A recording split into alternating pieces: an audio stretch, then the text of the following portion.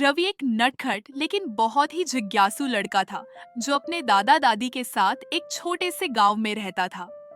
उसके घर के पीछे दूर तक फैला था एक घना जंगल, जिसके बारे में गांव वाले कहते थे कि वहां जादू है।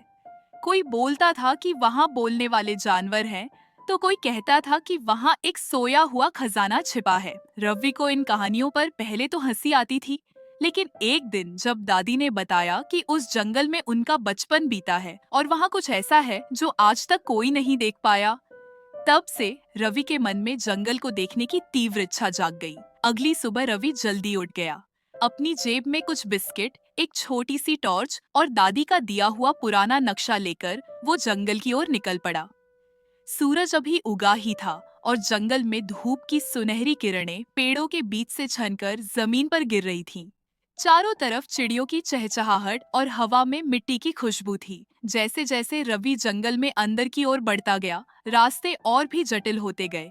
एक जगह उसे एक बंदर मिला जो उस पर पत्थर फेंक रहा था, लेकिन जैसे ही रवि ने उसे बिस्किट का एक टुकड़ा दिया, वो बंदर हंसने लगा और उसके कंधे पर बैठ गया। उस बंदर का नाम था भोलू। भोलू एक खास बंदर था। वह इंसानों की भाषा समझ सकता था और हाथ के इशारों से बातें करता था। उसने रवि को इशारों से बताया कि वो उसे एक ऐसे रास्ते पर ले जा सकता है जहां जादू सच में होता है। रवि बिना समय गवाए भोलू के पीछे पीछे चल दिया। कुछ देर चलने के बाद वे एक बड़ी सी झील के पास पहुंचे, जिसका पानी नीला नहीं बल्कि हल्का सुनहरा था। झील के बीचों बीच एक बहुत पुराना पेड़ था, जिसकी जड़ें झील के पानी में उतरती थीं। भोलू ने इशारा किया कि रवि उस पेड़ तक तैर कर जाए। रवि थोड़ा घबराया, लेकिन उसकी जिज्ञासा डर से ज्यादा थी। वो झील में उतरा और धीरे धीरे तैरता हुआ पेड़ तक पहुंचा। जैसे ही उसने पेड़ के तने को छुआ, जमीन हिली और अचानक झील के अंदर से एक सीढ़ी ऊपर उठी। वो सीढ़ी झील के नीचे एक रहस्यमयी गुफा की ओर जा रही थी। रवि ने एक बार भोलू की ओर देखा, वो मुस्कुरा रहा था। हिम्मत करके रवि नीचे उतरने लगा। गुफा के अंदर अजीब सी रोशनी थी। दीवारों पर पुरानी चित्रकारी बनी थी, जिसमें जानवर इंसानों के साथ मिलकर नाच रहे थे। एक जगह एक सिंह सिंहासन पर बैठा था और उसके सामने एक इंसान झुका हुआ था। ये सब देखकर रवि की आंखें हैरानी से फैल गईं। गुफा के बीचों बीच एक चक्र बना था और चक्र के बीच में रखी थी एक छोटी सी चमकती हुई सीप। जैसे ही रवि ने सीप को उठाया, पूरा जंगल एक तेज गूंज से भर गया। पेड़ हिलने लगे, पत्तियां उड़ने लगी और हवा में एक रहस्यमयी संगीत बजने लगा। रवि को ऐसा लगा जैसे पूरा जंगल जाग गया हो। तभी सामने एक दरवाजा खुला और एक विशालकाय कछुआ बाहर आया। वो कछुआ बोल रहा था, एकदम साफ हिंदी में। कछुए ने कहा, बहुत वर्षों बाद कोई मानव इस रहस्य तक पहुंचा है। यह सीप जंगल की आत्मा है।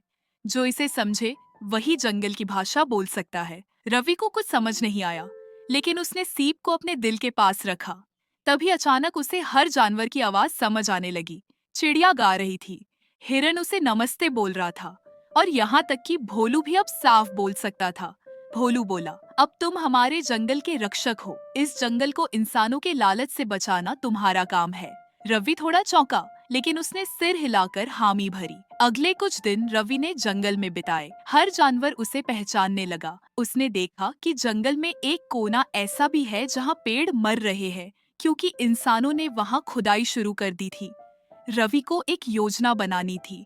भोलू, कछुए और बाकी जानवरों के साथ मिलकर उसने एक अनोखा तरीका अपनाया।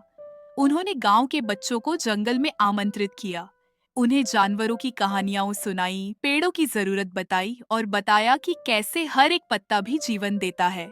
धीरे धीरे बच्चों का मन जंगल से जुड़ गया। उन्होंने अपने माता पिता को समझाया कि जंगल को काटना मतलब अपना भविष्य काटना है। गांव वालों ने खुदाई रोक दी और उस जगह को फिर से हरा भरा करने का संकल्प लिया। रवि ने जंगल की आत्मा, उस जादुई सीप को एक बार फिर झील के पेड़ के पास रख दिया। कछुए ने कहा, जब भी जंगल को तुम्हारी जरूरत होगी, ये सीप तुम्हें बुलाएगी। रवि मुस्कुराया और भोलू के गले लगकर वापस अपने घर लौट आया। अब वह पहले से ज्यादा समझदार, जिम्मेदार और सच्चा रक्षक बन चुका था। कभी कभी जब हवाएं तेज चलती है और पत्तियां सरसराती है, तो लगता है कि जंगल रवि को धन्यवाद कह रहा है। कहानी यहीं खत्म नहीं होती। क्योंकि जंगल की दुनिया में हर पेड़, हर जानवर और हर झील एक नई कहानी लिए बैठी है और जादू कहानियां हो आपको हर बार ऐसे ही एक नए जादू से मिलवाएगी। अगर आपको रव्य और भोलू की ये जंगल एडवेंचर पसंद आई हो तो लाइक, शेयर और सब्सक्राइब करना न भूले। मिलते हैं अगली जादू कहानी में। धन्यवाद।